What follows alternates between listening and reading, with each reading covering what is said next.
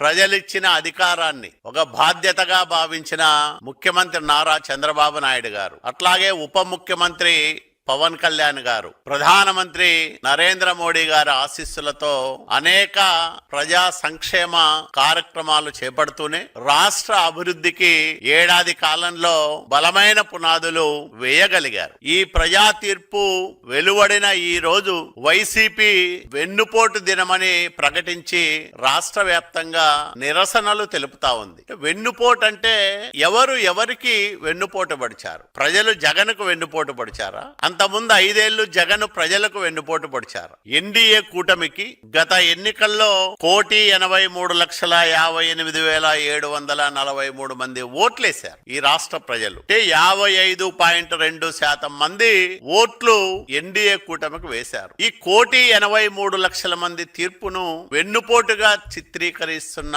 జగన్మోహన్ రెడ్డిని ఏమనాల? ఒక రాజకీయ పార్టీకి అధ్యక్షుడిగా ఉండి 5 ఏళ్లు ఒక రాష్ట్రానికి ముఖ్యమంత్రిగా పనిచేసిన వ్యక్తి ప్రజా తీర్పును అపహాస్యం పాలు చేసే విధంగా, ఓట్లేసిన ప్రజలను అవమానించే రీతిలో ఈ రకమైన వెన్నుపోటు దినమని ప్రకటించడం అనేది అత్యంత దుర్మార్గమైన చర్య.